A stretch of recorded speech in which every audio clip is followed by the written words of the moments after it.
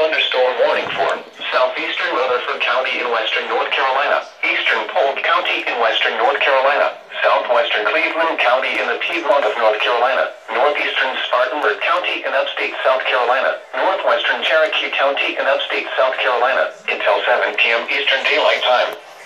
At 6:15 p.m. Eastern Daylight Time, a severe thunderstorm was located 6 miles south of Rutherford, moving southeast at 20 miles per hour. Hazard, 60 miles per hour wind gusts and quarter-size hail. Source, radar indicated. Impact, minor hail damage to vehicles is expected. Expect wind damage to trees and power lines.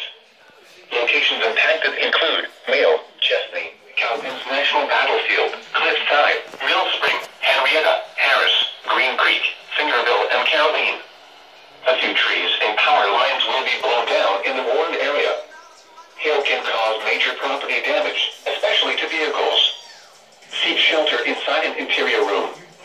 Please report damaging winds, hail, or flooding to the National Weather Service Greenville Spartanburg by calling toll-free 1-800-267-8101 or by posting on our Facebook page or tweet it using hashtag NWSGSP. Your message should describe the event and the specific location where it occurred. Repeating, a severe thunderstorm warning has been issued until 7 p.m. Eastern Daylight Time for the following counties in North Carolina, Cleveland, Polk, and Rutherford, and the following counties in South Carolina, Cherokee, and Spartanburg. Very heavy rainfall, but it's the hail that's the most damaging and the most severe out of this storm. This warning here is a special weather statement. Here, isolating that hail. Northern parts of Polk County still reporting 2.3 inch sized hail right there. This hail core in the northern side of Edneyville, basically Bearwalla Mountain back toward Polk County. Seeing some significant storms right now. You go south of town right now, we're seeing this storm ramp up here across Coney County. A lot more cloud-to-ground lightning than we had 15 minutes ago when we last looked at this cell. It's now moving toward the lake, so heads up Hartwell, heads up Kiowee. There's a lot of cloud-to-ground lightning associated with this. If you have any friends or family that could be on the lake right now, give them a call. This cell is dangerous and moving toward people that could be on the water right now. We're looking back toward the west right here. Multiple cells that are discrete or by themselves moving into our environment that is very unstable. We had the rain this morning, which was a great thing.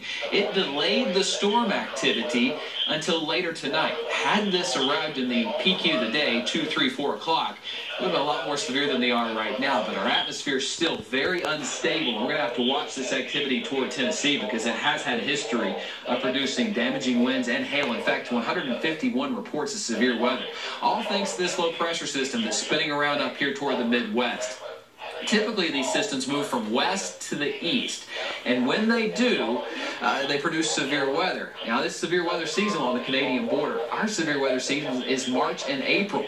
That system diving to the south right here, and as it does, giving us a threat for severe weather. Future Plus, a brand new model coming in here, showing activity through around 9, 10 o'clock, and then it starts to go down just a bit. So I think our threat will be over by around midnight, and then after that, we'll start to see it shift toward the I-77 corridor, Charlotte, Columbia, areas in between. So got a couple of hours here, pretty volatile weather. 85 degrees right now in Greenville, 82 in Asheville. We're very unstable, very warm. We'll fall to 70 tonight in Greenville. Look at the clouds off in the distance. We've got that storm developing back toward the west of Greenville right here. Watching that, our dew point, a stifling 71. The higher that number, the more muggy it is. That's plenty of fuel for those storms. We've got partly cloudy skies in Spartanburg, Anderson. Clouds developing, watching those storms to the west of you. Tomorrow, a different day. We'll see some more sunshine, mid-80s out there with a 20 to 30% chance of those storms. In Spartanburg, same story. Low to mid-80s.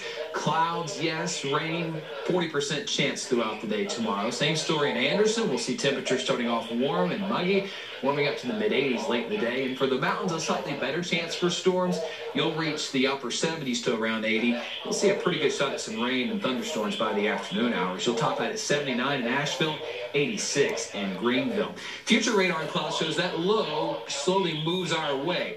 It's really kind of a system that likes the sunshine. So during the overnight hours, it kind of goes to sleep along with us, right? It dies down, but by the afternoon hours, the sunshine kind of activates that low, and it gives us widespread showers and thunderstorms. Then Monday night kind of goes back to sleep. Look look what happens Monday afternoon. It wakes back up and gives us more rain.